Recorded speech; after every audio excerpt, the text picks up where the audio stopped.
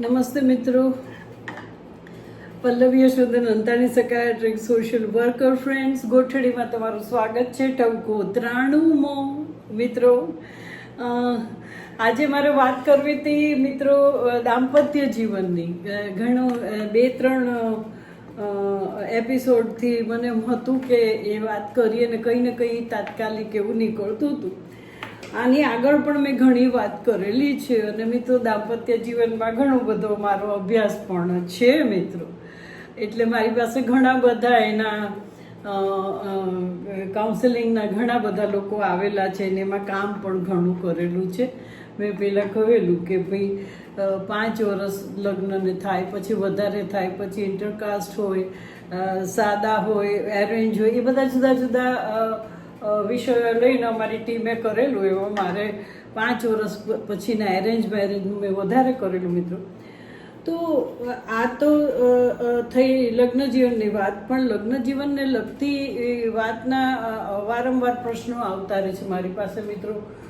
તો એ પ્રશ્નોને આધારે લગભગ કેટલા બધા નીકળેલા છે. અને આની પહેલાં મેં એવી વાત કરેલી છે કે પહેલાં કયા એરિયાઝ હતા કે કયા પરિબળો હતા જે લગ્ન જીવન ને સફળ નિષ્ફળ બનાવે, અને હવે કયા છે એવો થોડો ફેર હતો.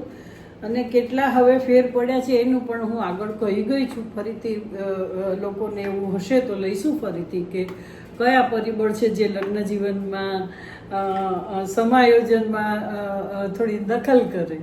ધ્યાન રાખવા પડે એવા. મારે આજે વાત કરવી હતી કે લગભગ બધા જે કપલ આવે ને એનું અલ્ટિમેટલી થોડુંક ડિરેક્ટલી ઇનડિરેક્ટલી કોઈ રીતે વાતો ફોર્મલ ઇનફોર્મલમાંથી એવું નીકળે કે પહેલાં જેવી તાજગી લગ્ન જીવનમાં રહી નથી. એમ કોઈ કહે નહીં પણ એ લોકો અનુભવ.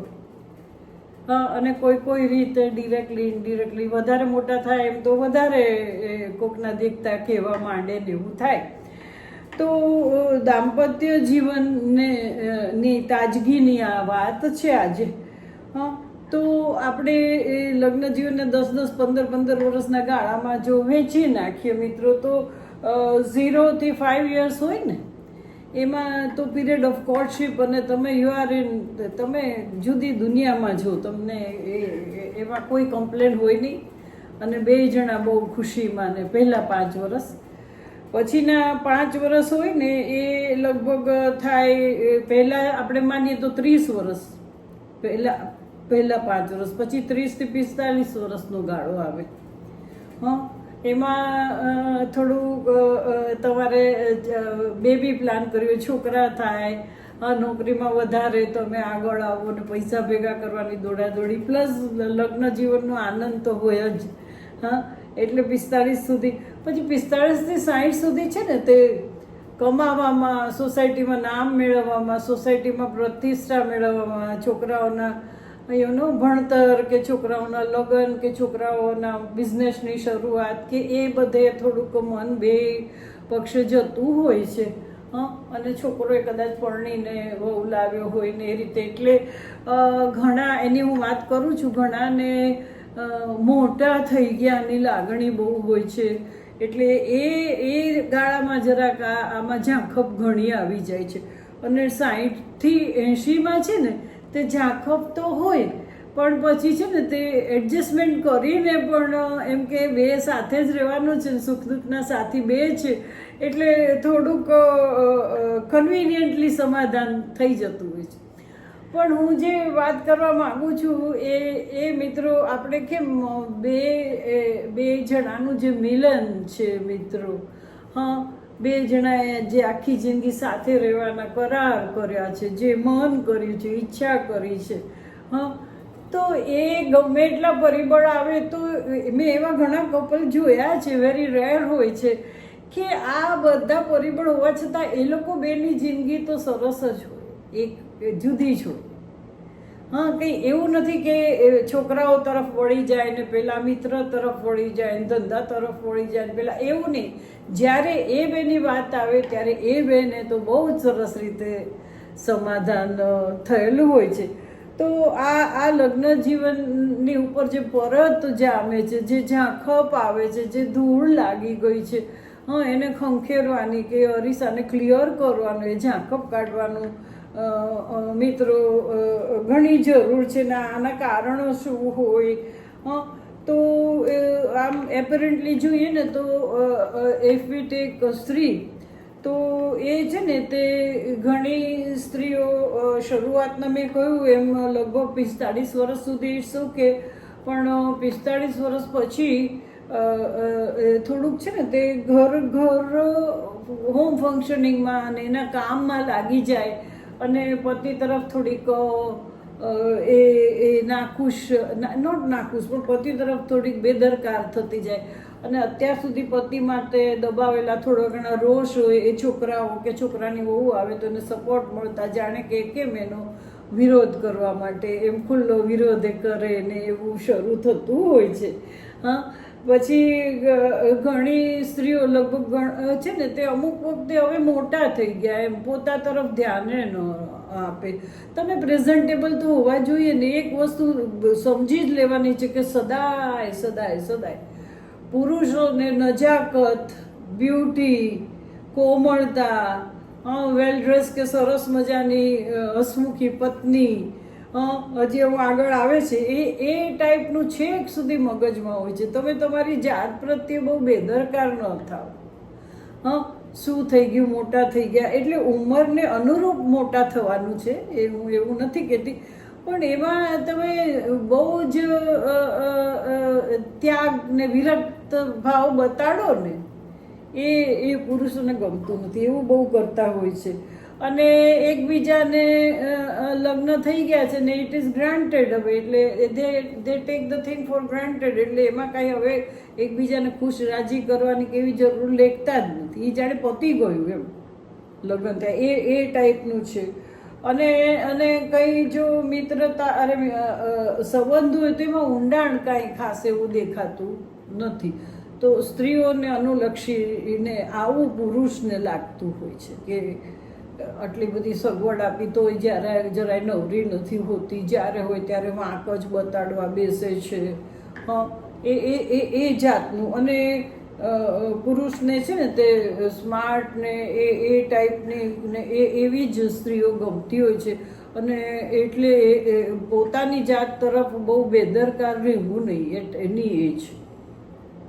એવું મને તો લાગે છે મારા અભ્યાસોમાં.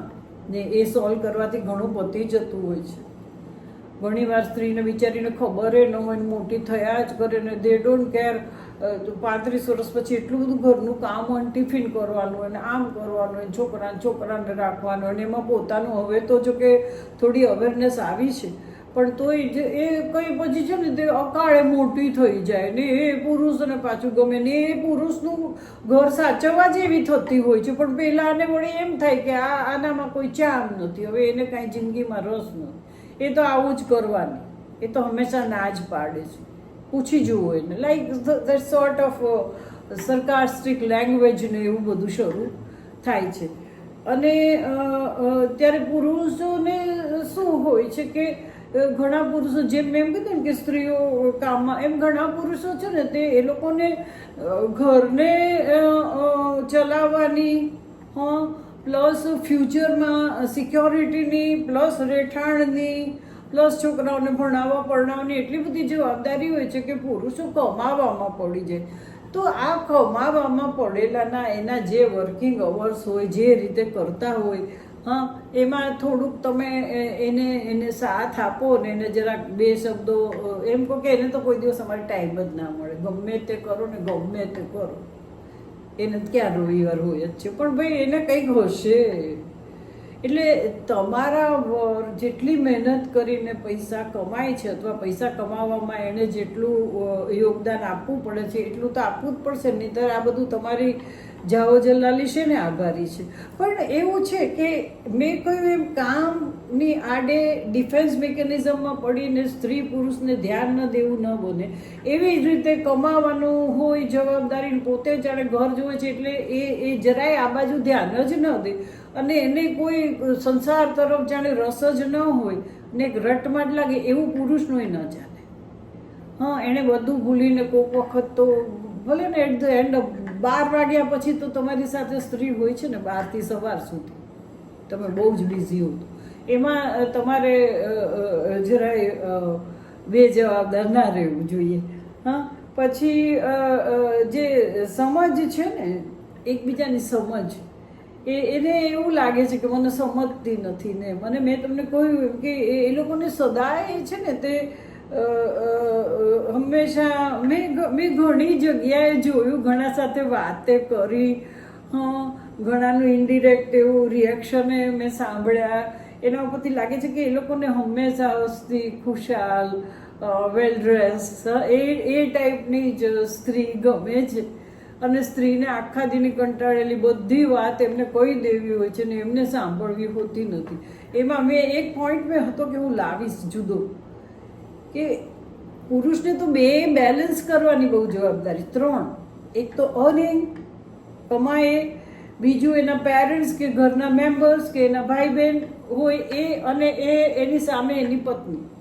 ને આમાં એની પત્ની અને એના ફેમિલીનું બેલેન્સ કરવાનું તો એટલું બધું અઘરું છે ને, એમાં જે કરી શકે ને, પણ હું કોઈક વખત એ લાવીશ એ કંઈ બહુ એવી થોડાક પોઈન્ટ જુઓ ને તો એ કંઈ બહુ એવી મુશ્કેલ બાબત નથી, કારણ કે સ્ત્રી ઇનફેક્ટ એટલું બધું ઈચ્છતી જ નથી હોતી. ઇફ એનીબડી ઓન સ્ટીપ હું આપીશ, એક વખત કહી દઈશ બધી, પણ જોઈતી હોય તો કે છે ને સ્ત્રીઓ શું ઈચ્છે છે જાણીને પુરુષોએ થોડુંક હેન્ડલ કરે ને તો એને જેવી જોઈએ છે એવી પત્ની મળી જાય પછી પણ અમુક જે ટેગ છે ને એ શીખી લેવી પડે પુરુષોએ. એને એવું લાગે કે એને કાંઈ કરવું જ નથી એવું ન ચાલે. એકવાર પિક્ચર બતાડીને સાડી ગિફ્ટ આપે એમાં કાંઈ એ માની જાય નહીં. એની માનવાની આખી પુરુષને મતે સેક્સ પછી પ્રેમ, અને સ્ત્રીને મતે પહેલાં પ્રેમ, પહેલાં સિક્યોરિટી, પહેલાં આખી જિંદગી એને આપી દેવાની વૃત્તિ ને પછી સેક્સ. એટલે એને આખું સેક્સની અને સાથે રહેવાની ભાવના સ્ત્રીની જુદી છે અને પુરુષની જુદી છે. એની બાયોલોજિકલ ટાઈપ છે. આની એકદમ મગજની જે માનસિક રીતે જે રીતે બધા જે ઇમોશનલી જે સાઉન્ડનેસને એને જોઈએ છે એ પહેલાં જોઈએ તો પ્રેમ થાય.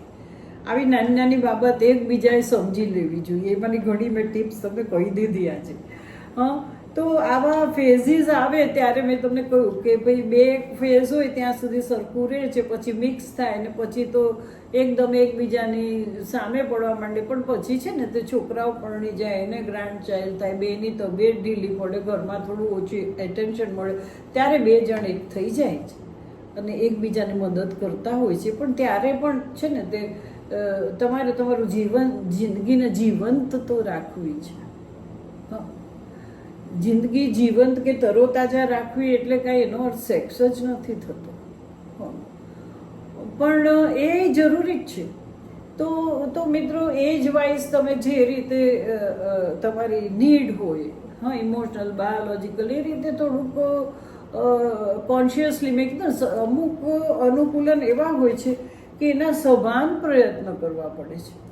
આમાં તમારે પહેલાં એક સભાન પ્રયત્ન ન હોય, અપ ટિલ 45 હું તો કહું છું, પણ પછી સભાન પ્રયત્ન તમારે સેજ કરવા પડે ને શું ગમે છે ને ક્યાં વાંકવું પડ્યું છે, પહેલાં ને ક્યાં વાંકવું પડ્યું છે. તો મેં તમને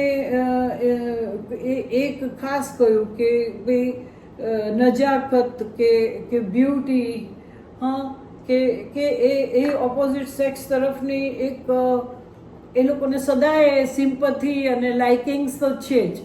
એનો અર્થ એમ નથી કે બીજાના થઈ જાય છે, પણ એની સ્ત્રીમાં એ બધું શોધે જ, અને એ જો ન મળે તો એને ગમતું નથી, અને પછી એ બધું વિશેષ સર્કલ રચાય છે. અને સેકન્ડલી એ લોકોને હંમેશા મિત્ર જેવી પત્ની જોઈએ, એની ફ્રેન્ડ હોય, એને બધું સાંભળે અને માની જે માફ કરી દે ને પ્રેમ કરે, આટલું તો કરવું જ પડે.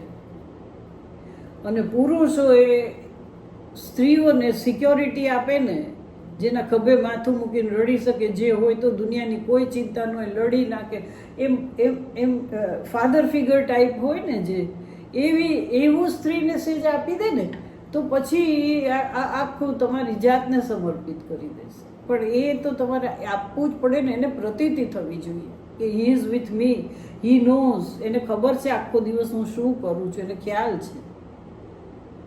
જો બે વચ્ચે અન્ડરસ્ટેન્ડિંગ હોય અને માતા પિતા કે ઘરના કોઈ બીજા મેમ્બરથી એના વિરુદ્ધ વાત થાય તોય સ્ત્રી મનમાં શ્યોર હોય કે ના હી નોઝ, એ ભલે ને કે સાંભળી લેશે પણ એને મારી ખબર જ છે. એટલે પુરુષને બહુ મોટી આટલી બધી જવાબદારીમાં એક બીજી એ છે કે ભાઈ બે પક્ષનું એને બેલેન્સ કરતા આવડવું જોઈએ. એકચ્યુઅલી સ્ત્રી સાસરે જઈ અને આ બધાને અનુકૂલન સાધે છે. મેં કહ્યું ને કે એનો સ્વાદ એ હોંશે સ્વીકારે છે કુટુંબનો જે હોય. એવી રીતે પુરુષે તો કમાવાનું પ્લસ આ બેલેન્સ રાખીને દાંપત્ય જીવન હર્યુભર્યું રાખવાનું પણ એને શીખવાનું હોય છે, એની જવાબદારી પણ છે, બે પક્ષે છે. પણ તમારે જો ખરેખર પ્રેમ હોય ને તો આટલું બધું કંઈ કોન્શિયસ પ્રયત્ન નથી કરવા પડતા. મેં કહ્યું ને કે સ્ત્રી માટે શારીરિક સંબંધ પછી પણ એક સંમતિ, એક સ્વીકાર, એક સિક્યોરિટી, એક સુરક્ષા કવચ, એક આશરો, એક એનામાં આસ્થા મૂકી શકે એવો પુરુષ સંપૂર્ણ એવું હોય તો એને સંપૂર્ણ સમર્પિત થઈ જાય. આવું એને બતાવવું પડે, ભલે ઓફિસથી આવીને થાકી ગયા હોય તોય. તો આટલા પોઈન્ટ એ મગજમાં રાખે ને સ્ત્રી આટલા પોઈન્ટ મેં તમને કહ્યું એ મગજમાં રાખે કે એ લોકોની આ નીડ છે.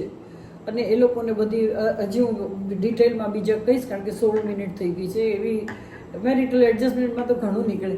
એક એવી એ લોકોને ખબર પડવી જોઈએ કે સ્ત્રીઓની એક આવી નીડ છે અને સ્ત્રીઓને એવી ખબર પડવી જોઈએ કે આ પુરુષોની આવી બાયોલોજિકલ નીડ છે. એકબીજાને સ્પેસ આપવી પડે મિત્રો, હવે એમ ના રાખવા પડે. એ તો બધા બહુ જ બેઝિક જે સિદ્ધાંત છે એ મેં કયા નહીં. એ લગ્ન જીવનના આંખે ઊંડીને વળગે એવા સિદ્ધાંત છે કે એ ના હોય તો લગ્ન જીવન ટકે જ નહીં.